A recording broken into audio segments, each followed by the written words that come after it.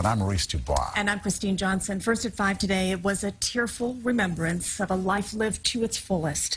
The streets of Manhattan became a sea of blue as thousands turned out to say goodbye to NYPD Detective Stephen McDonald. His son says he was a man with a mission to make sure everyone realized love must win. And love was apparent, and the crowd said goodbye. CBS 2's Lou Young has the story. Inside St. Pat's looking out, we first hear the rumble of police motorcycles and the mournful chords of the great organ as the funeral procession rolls up. A stunning display of blue. Well, isn't that the truth? And it's just that line stretching all the way down to 57th Street. It's a full inspector's funeral and more. The coffin ascending the steps to the strain of Amazing Grace. Stephen McDonald making one final trip to Manhattan 30 years after a devastating injury on the job. The Cardinal Archbishop begins the Mass of Christian burial, even as mourners continue to file in. It is good that we are here. So many, some we know as mayor, some as commissioner, a packed house, sidewalk, and street for the passing of a cop who was gravely injured, nearly killed so long ago. Finding himself still alive, Stephen was a man on a mission.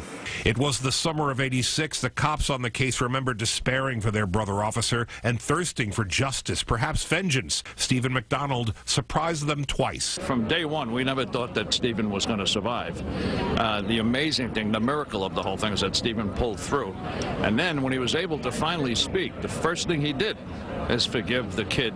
A message of love and forgiveness he never backed away from, a wheelchair evangelist in constant motion. He explained it to me 20 years ago, a mere decade into his journey. I have just very strong feelings about life issues and values, and they've been shaped by my life experience, certainly when I was shot and left for dead in Central Park, what I've learned about life and my relationship with God, all of that comes together. You have to imagine 3 decades breathing with the aid of a machine. That his body endured is remarkable. That his spirit prevailed is a miracle.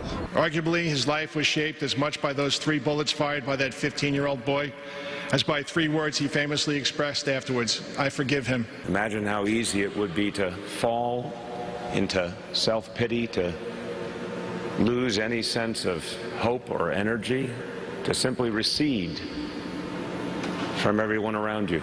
Patty Ann McDonald was 3 months pregnant when Stephen was shot. The son, now 29, shakes hands with the mayor, kisses his father's casket, and pours out his love. There were many ups and downs, lots of tears shed, but more hugs shared.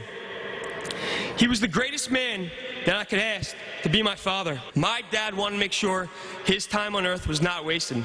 Sadness at the loss, but joy at the gift of knowing such a man. There are choppers in formation over Fifth Avenue in tribute, handshakes, smiles, and tears on the street below. A city says goodbye to the best of us. In Midtown, Lou Young, CBS 2 News.